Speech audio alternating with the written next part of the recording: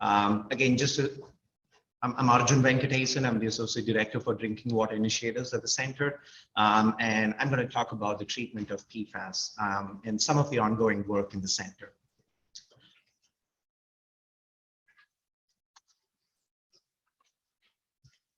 All right. So the work that we do for PFAS is part of a bigger program. And I think we have the wrong versions of the slide. That's fine. So this is programmed to address emerging contaminants, and it's funded by New York State Department of Health. We started off looking at 1,4-dioxane, which is another contaminant of concern in Long Island. And we're currently studying PFAS, and we're going to expand on more contaminants.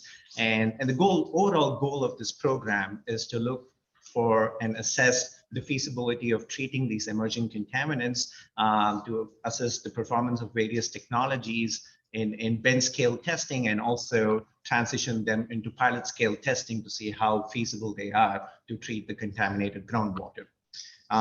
As an example, we recently completed a pilot program to test the efficiency of various advanced oxidation processes technologies to treat 1,4-dioxane in Long Island groundwaters.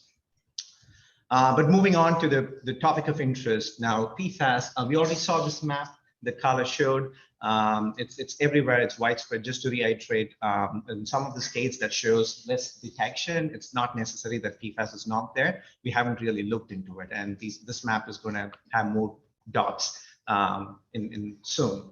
And we also touched a little bit about PFAS regulation through the other speakers. And as a reminder, we don't have a federal regulation yet, but there's a health advisory level, and it's really, really low. We don't have the capabilities, at least now, to detect them at that low concentrations. And they also added 2 new compounds to the health advisory level. We were focused on PFOA and PFOS, and the new health advisory level also includes GenX, which was a replacement compound to PFOA, which is interesting, and 10 parts per trillion, and also PFAS, it's a short chain PFAS at 2,000 parts per trillion. And this map shows, since there was a lack of federal regulation, many US states came up with its own regulation, and currently in New York State, we regulate PFOA and PFOS at 10 nanograms per liter, and there is also discussion in including additional PFAS to regulate in drinking water. So let's look at the available treatment technologies for PFAS. And the treatment technologies can be categorized into sequestration approach and destructive or transformation approach. The sequestration approach means like you physically remove PFAS from water. You don't really destroy them or decompose them. An example would be a granular activated carbon filtration system. It is pretty efficient, and it could remove PFAS from water, but it really doesn't degrade them. It's just accumulated in the filter system. The transformation or destructive technology are mostly in development stage. It's not widespread, but there are some available technologies that can actually decompose or break down the carbon fluoride bonds, which is a pretty difficult bond to break down and requires high energy. If you want to like this, all these various technologies actually can be categorized based on the cost of operation and the efficacy for treatment of PFAS. And as you can clearly notice, is most of these technologies are not, first of all, efficient in treating PFAS. The technologies that are fairly efficient in treating PFAS is associated with high cost of operation. And the only technology that actually works well and also has a good efficacy for treating PFAS is granular activated carbon filtration. And that's kind of the to-go treatment technologies for treating many of these PFAS. And I'm just highlighting here some of the technologies that the center is currently assessing and looking for. And we are trying to understand what is the mechanism by which PFAS are removed through these technologies. I'm just going to skip the slide. So just focusing on granular activated carbon, this is the most common technologies used for treating PFAS. And the main mechanism by which PFAS are removed are through hydrophobic interaction. And if you look at the PFAS structure, you have this long carbon fluorine chain, which gives the hydrophobicity of the compound, and that can interact with the carbon of the activated carbon material and can be removed. And we can know that not all PFAS are hydrophobic. So some of the hydrophilic PFAS or short chain PFAS are not effectively removed by granular activated carbon filtration, which becomes one of the challenges for using GACs. This is my old deck of slides. I apologize. I'm going to skip. Yeah, that's fine. So one of the research that we do in the center is to look at how can we improve the performance of GAC to treat short chain PFAS. And many of the researchers in the past have focused on modifying the surface of GAC. So you could change the functional group to add more positive charges so you can have negative and positive interactions. The idea that our group is focusing is hydrophobic ion pairing.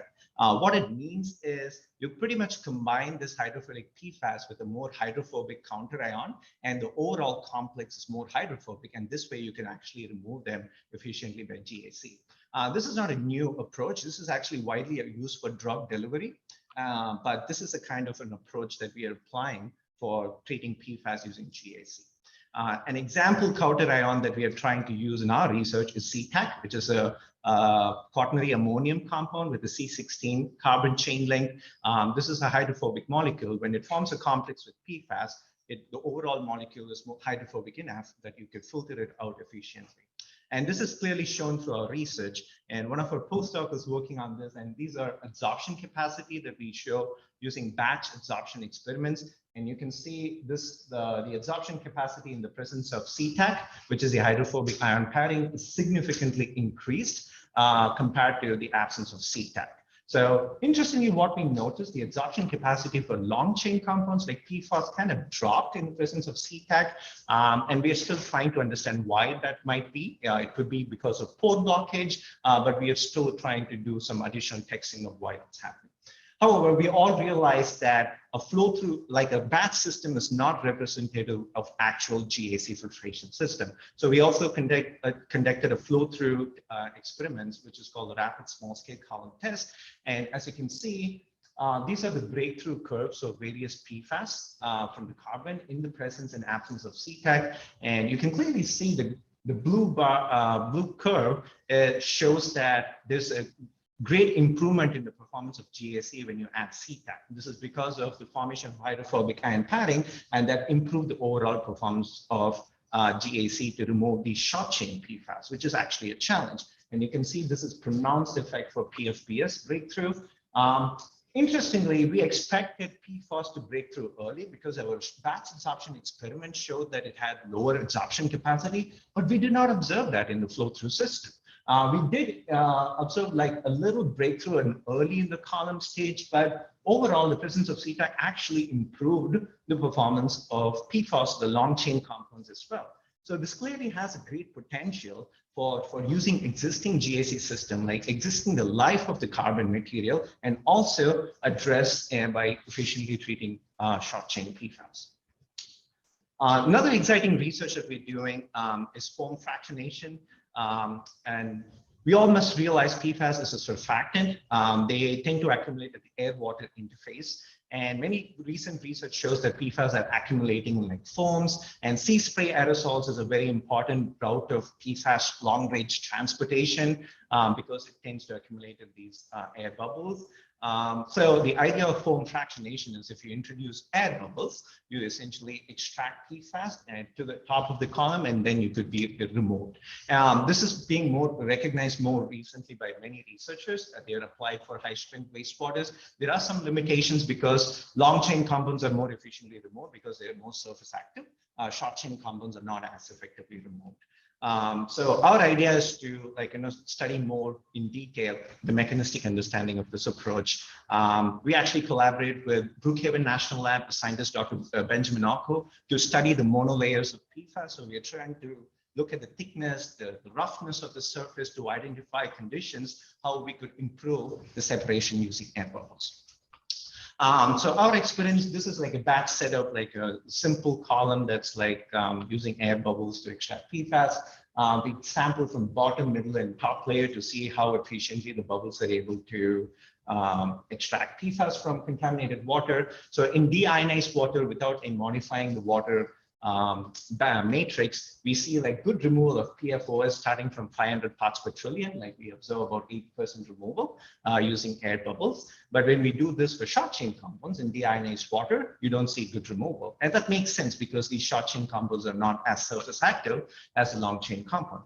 However, when we add cationic modifiers like CTAC that I mentioned, the hydrophobic ion pairing agent. When we add CTAC and then perform the same set of experiments, you see very good removal of even the short chain compounds using air bubbles. And CTAC with a little bit of ionic strength, if you increase it, we are able to remove like to below detection limit, even the short chain compounds. So this technology is really efficient. I think the hydrophobic ion pairing approach that we have not only works for GAC, it has many applications. And this is another application where you like improve the surface activity and hydrophobicity of the overall molecule, and you can easily remove these short chain compounds.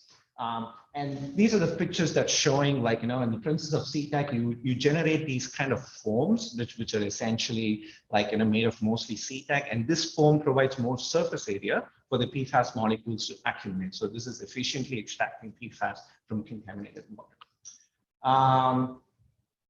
All right, and we applied this approach to contaminated groundwater.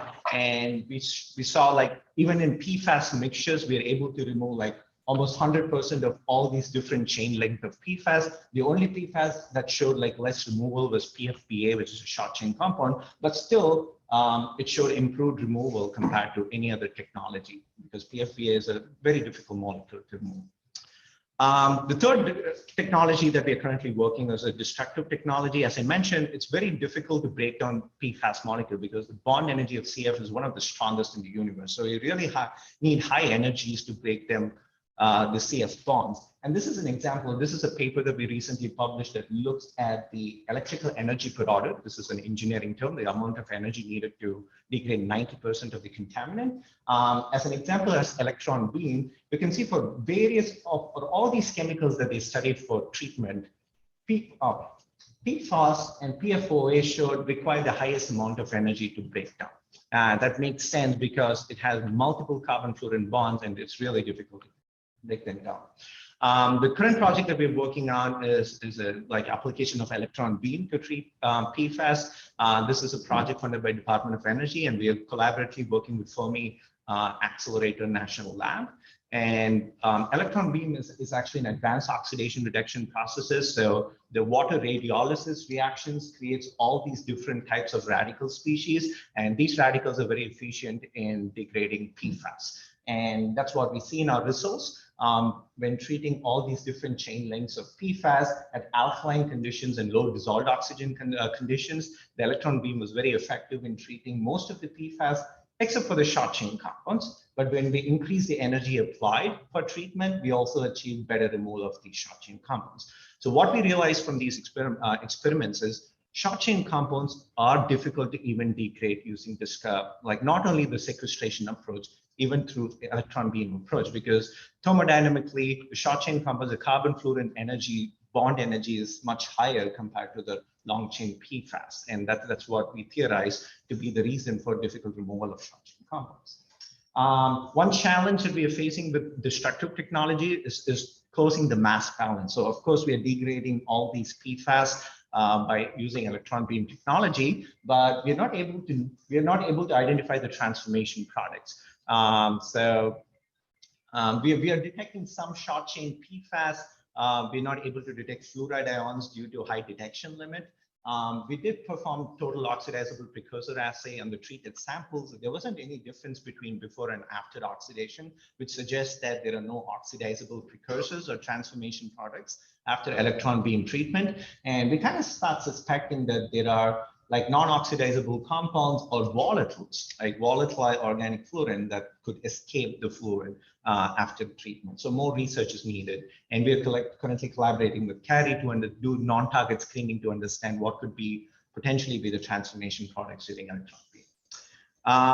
So take-home messages: sequestration approaches are effective in treating the treatment of PFAS. Short chain compounds are a little difficult to treat using activated carbon filtration. And we must realize the sequestration approach do not degrade PFAS. They do accumulate it. So it creates a waste stream that needs to be treated further. Destructive approaches are more in development stages, but it does show promise in treating PFAS. An important challenge for PFAS currently for destructive technology is closing the mass balance. We don't have the analytical capabilities to look at all different types of organofluorine compounds, and it's really difficult to know what the transformation products are and whether they are toxic or not. And from the research that we do, we understand there's no one technology that's going to treat PFAS. It's going to be a treatment train. From what we heard from Dr. Stedlak, like we need like multiple different approaches to have remediate wastewater for reuse. I think the same approach would be needed for PFAS, complete PFAS removal. It's just not one technology. It's a combination of sequestration and destruction technology. There are other ongoing work in our center. We are focused on electrochemical oxidation, ion exchange treatment. We work with chemistry professor Dr. Benjamin Shaw in developing new bio-based adsorbents that are functionalized, that are more targeting better removal of PFAS. And with that, I'd like to thank our research group who did all the work, and I'm taking credit here by presenting it, but and that's it. So also thanks for the funding agencies. Great.